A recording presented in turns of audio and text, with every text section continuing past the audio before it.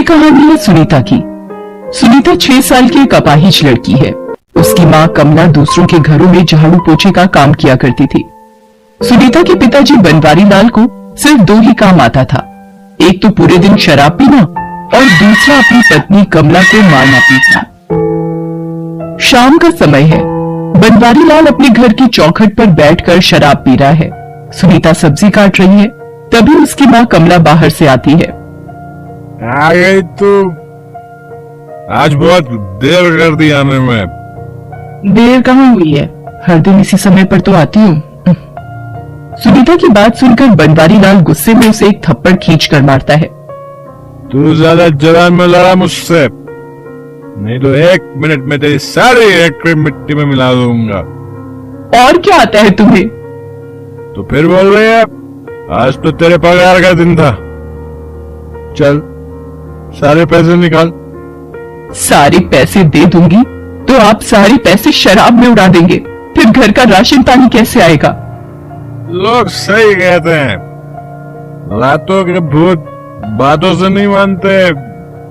ये कहकर बनवारी लाल फिर से कमला की पिटाई करने लगता है। सुनीता अपनी माँ को बचाने के लिए आती है, लेकिन बनवारी लाल उस बेचारी पर भी दया नहीं करता और उसे जोर से धक्का मार देता है। उसके सिर से खून बहने लगता है, वो बेहोश हो जाती है। फिर वो कमला के सारे पैसे छीनकर बाहर निकल जाता है। कमला तुरंत जाकर एक गिलास पानी लाती है और सुनीता के ऊपर छींटे मारती है।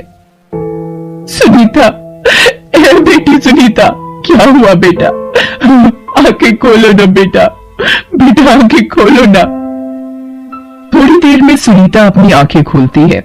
उसकी माँ उसे गले से लगा लेती है। तुझे क्या जरूरत थी बेटी बीच में आने की? तुझे पता है ना तेरे पिताजी को नशे में कुछ पता नहीं चलता। हाँ? माँ, पिताजी शराब पीना क्यों नहीं छोड़ देते? मैं तो थक गई बेटी उन्हें कहते कहते, लेकिन दिक्कत यह है कि अब वो शराब को नहीं पी रहे हैं, शराब उन्हें पीने लगी है। वो शायद अब इसे कभी नहीं छोड़ पाएंगे। उन्हें इसकी जरूरत हमसे ज्यादा है बेटी। एक दिन की बात है, सर्दियों का समय था। कमला जब शाम को घर लौटकर आई तो बहुत थकी थकी लग रही थी। उस दिन वो आते ही बिस्तर पर लेट गई और जोर जोर से कांपने लगी। क्या हुआ माँ? माँ, तुम कांप क्यों रही हो? कमला ने सुनीता की बात का कोई जवाब नहीं दिया। माँ, तुम कुछ बोलती क्यों नहीं? बोलो ना माँ। बाबा, बाबा, देखिए ना, माँ कुछ नहीं बोलती है अब। माँ, क्या हुआ है तुमको? माँ। सुनीता की बात को अनसुनी कर कमला चुपचाप आंखें मूंदे दूसरी दुनिया के सफर पर निकल गई थी।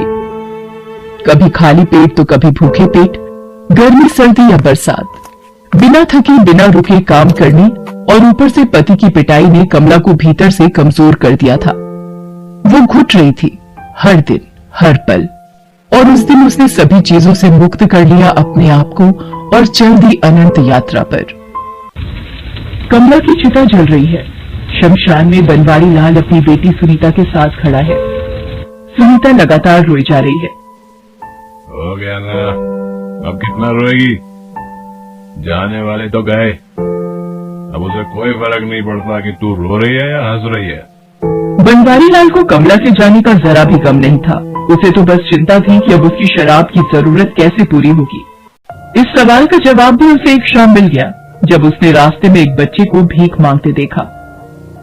उसने मन ही मन तय कर लिया कि वो सुनीता से भीख मंगवाएगा। अगले दिन ही उसने अपनी छोटी सी बेटी को भीख मांगने के लिए भेजना शुरू कर दिया। भगवान के नाम पर कुछ दे दो ना भैया, 1 रुपया 2 रुपया कुछ भी दे दो ना भैया, कल से कुछ नहीं खाया है। सुनीता पूरा दिन भीख मांगती। उसमें से अधिकतर पैसे बनवारी लाल की शराब की भेंट चढ़ जाते। जिस दिन शराब खरीदने लायक पैसे सुनीता लेकर नहीं आती, वो बेचारी अपनी माँ की तरह ही पिटाई खाती। इस बीच समय पंख लगाकर उड़ता रहा। सुनीता 18 साल की हो गई। अब वो एक होटल में बर्तन मांजने का काम करती थी। एक रात जब वो अपने घर पहुंची तो उसने देखा कि उसके बाबा घर से कुछ दूरी पर गिरे पड़े थे। बनवारी लाल नशे में अक्सर कहीं भी सो जाया करता था।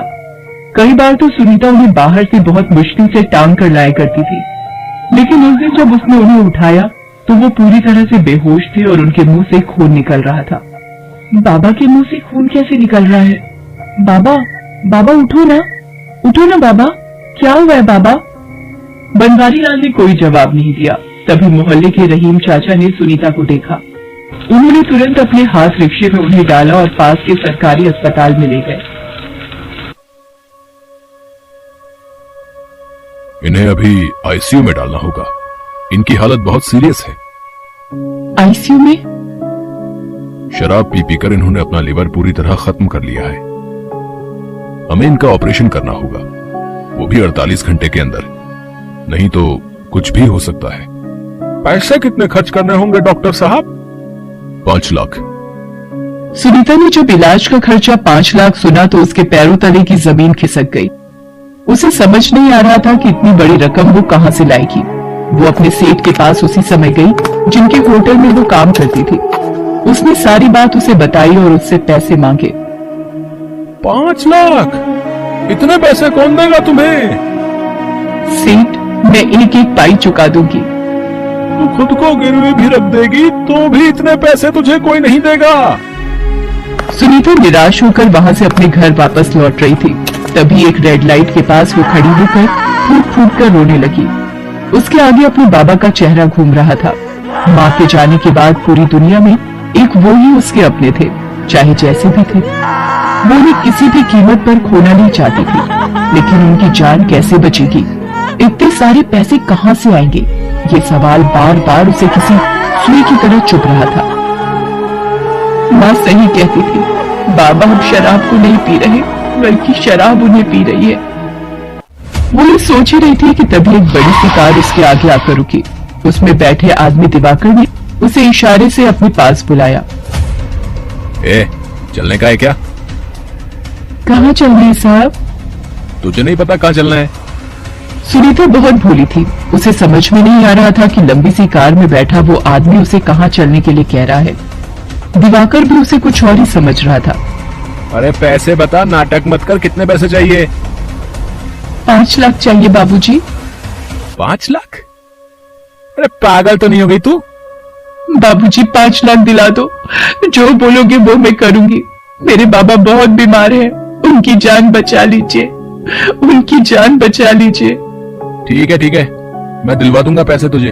बस तुझे मुझे और मेरे जानने वाले लोगों को जब चाहूंगा खुश करना होगा, कभी भी किसी भी वक्त। सुनीता बिक गई। अपने बीमार पिता की खातिर उसने सबसे बड़ा सौदा कर लिया, अपनी आत्मा का सौदा। बनवारी लाल का इलाज हो गया। 1 महीने बाद वो अस्पताल से वापस लौट आया। उसे पता नहीं था कि उसकी बेटी ने उसके लिए कितना बड़ा बलिदान किया था। लेकिन अस्पताल से वापस लौटने के बाद भी उसके ढंग नहीं बदले। 1 सप्ताह बाद ही वो शराब की एक बोतल ले आया। सुनीता ने जब ये देखा तो उनके हाथ से शराब की बोतल छीन ली। नहीं बाबा नहीं, मैं इस जहर को अब आपको हाथ नहीं लगाने दूंगी। तू क्या सोचती है, मैं बीमार हो गया तो कमजोर हो गया? दूर हट, नहीं तो इतना मारूंगा कि खून के आंसू रोएगी। आप जान से भी मार दो बाबा, लेकिन मैं आपको ये बोतल नहीं दूंगी। ये सुनकर बनवारी लाल को बहुत गुस्सा आया। उसने सुनीता को जोर का धक्का मारा। वो नीचे गिर गई। उसके बाद उसने अपनी बेल्ट निकाली और उसे जैसे ही मारना चाहा, वहां दिवाकर आ गया और उसकी बेल्ट पकड़ ली। कौन हो तुम?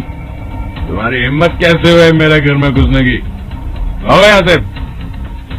एक थप्पड़ मारूंगा ना बेवड़े तो जमीन चाटने लगेगा। मुझसे पूछता मैं कौन हूँ? पूरे 5 लाख में तेरी बेटी को खरीदा मैंने। आज की जरूरत है फिर से मुझे, इसीलिए यहाँ आया हूँ। दिवाकर जी, अभी आप यहाँ से जाइए। अरे यहाँ से ऐसे कैसे चला जाऊं? यही डील हुई थी ना तेरी और मेरी उस दिन, जब तेरा ये बेवड़ा बाप अस्पताल में जिंदगी और मौत से जूझ रहा था और तुझे 5 लाख रुपए की जरूरत थी। अब तू मेरी है, मेरी, समझी क्या? बनवारी लाल ने जब ये सब सुना तो उसके होश उड़ गए। शर्म के मारे वो अपनी बेटी से नजर नहीं मिला पा रहा था। ये तूने क्या किया बेटी? मेरे जैसे निर्दयी और जालिम के लिए खुद को बेच दिया। अरे मर जाने देती मुझे तो कीड़े पड़ने चाहिए, कीड़े। अपनी शराब की लत में बीवी की जान ले ली और बेटी का सौदा कर दिया। मुझे माफ कर दे बेटी, मुझे माफ कर दे। आज के बाद शराब की इस बोतल की जगह घर में नहीं, कचरे के डिब्बे में होगी। अरे ये सब नाटक बंद करे। सुनीता, तू चल मेरे साथ। इसके बाद दिवाकर सुनीता को खींचकर ले जाने लगा। ये देखकर बनवारी लाल ने उसी बेल्ट से दिवाकर की पिटाई शुरू कर दी। यहाँ से भाग जा तू। अब तू किसी बेवड़े से नहीं, बेटे के बाप से उलझ रहा है। अगर नहीं भागा यहाँ से तो तेरी जान लेने से भी मैं नहीं छूंगा। बनवारी लाल का रौद्र रूप देखकर दिवाकर ने वहां से खिसकने में ही अपनी भलाई समझी। अपने पिता के इस बदले रूप को देखकर सुनीता की आंखें भर आईं और उसने उन्हें गले से लगा लिया। बाबा, काश आज माँ जिंदा होती, वो देख सकती कि मेरे बाबा ने अपनी सबसे बड़ी बुराई का त्याग कर दिया। बनवारी लाल बदल गया था। उसने मजदूरी करना शुरू कर दिया। अब सुनीता काम पर नहीं जाती थी। उसके बाबा उसका पूरा ख्याल रखते थे। हेलो दोस्तों, कैसे हैं आप सब? हमारी कहानियां देखने के लिए हमारे चैनल को सब्सक्राइब